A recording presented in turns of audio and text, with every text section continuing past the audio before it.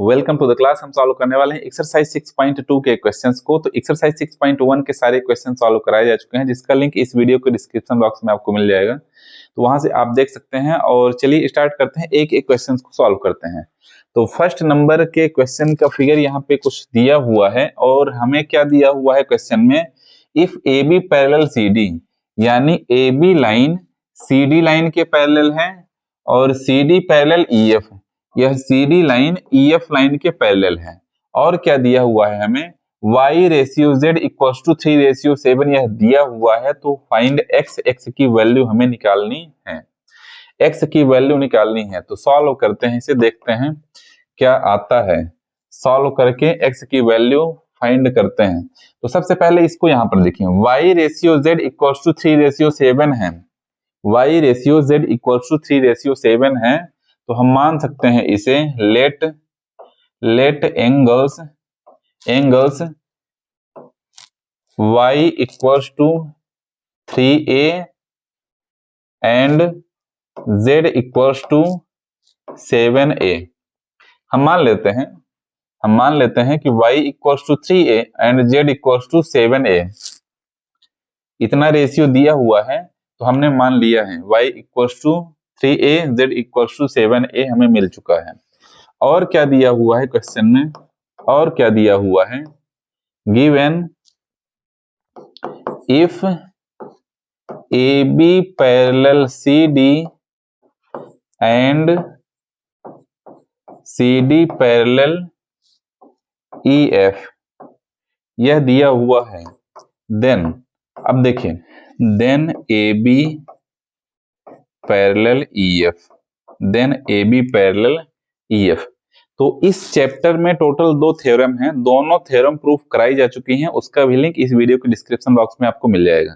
तो जो second theorem बताई गई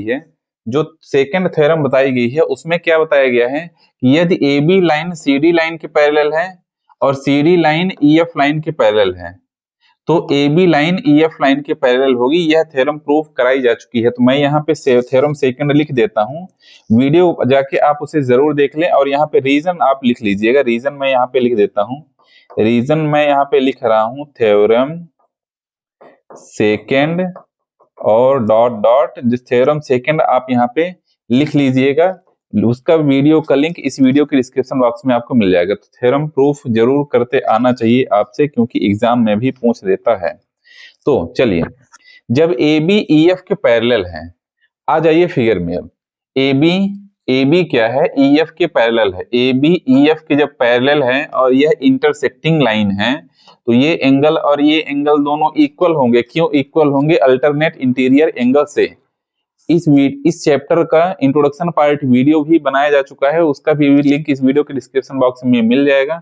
अल्टरनेट एंगल्स क्या होते हैं वह उसमें बताया गया है। 2 पैरेलल लाइन को अगर तीसरी इंटरसेक्ट लाइन डिवाइड करती है, इंटरसेक्ट करती है, कट करती है कुछ इस तरीके से, अलग अलग दोनों पैरेलल लाइन को अलग अलग पॉइंट पर, तो ये एंगल और ये एंगल दोनों इक्वल होते हैं अल्टरनेट इंटीरियर एंगल से।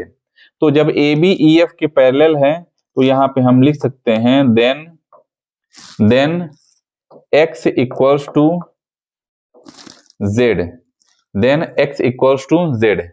यह क्या है, x है, यह एंगल है x, यहाँ पे लिखा हुआ है यह एंगल है z। तो एंगल x एंगल z दोनों इक्वल हो जाएंगे। अब देखिए, z और x यहाँ पे इक्वल हो चुके हैं, यहाँ पे z और x इक्वल हो चुके हैं। रीजन यहाँ पे लिख देना है, रीजन लिखेंगे अल्टरनेट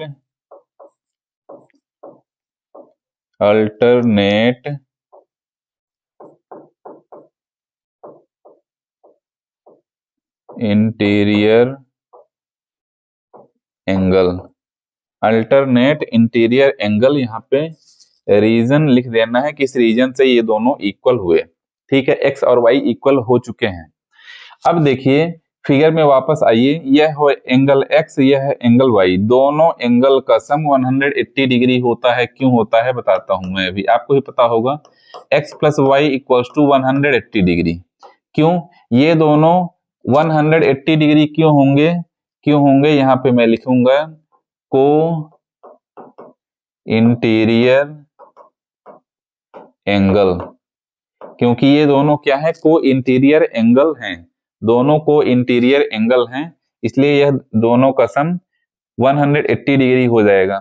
अब देखिए x plus y equal to 180 degree, x equal to z होता है, यहाँ पे अभी आपने प्रूफ किया है, तो यहाँ पे x की जगह पर मैं लिख सकता हूँ z plus y equal to 180 degree. x की जगह पर सिंपल सा z लिख दिया गया है क्योंकि x इक्वल टू z यहाँ पर है। z और y की वैल्यू यहाँ पर दी हुई है, y की वैल्यू है 3a, z की वैल्यू है 7a, तो z के स्थान पर मैं लिखूंगा 7a plus 3a equals to 180, तो हो जाएगा 10a equals to 180, a equals to आ जाएगा 180 अपॉन 10, a की वैल्यू यहाँ से आ जाती है हमारे पास 18, a की वैल्यू मिल गई है 18, a की वैल्यू मिल गई। नाउ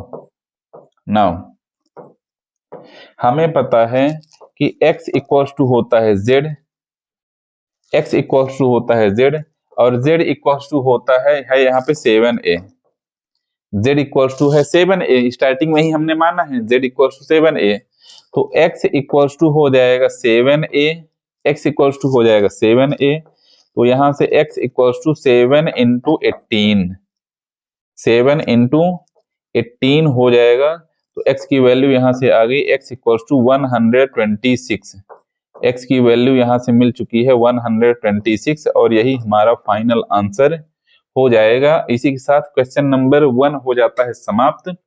चलते हैं अगले नंबर क्वेश्चन में।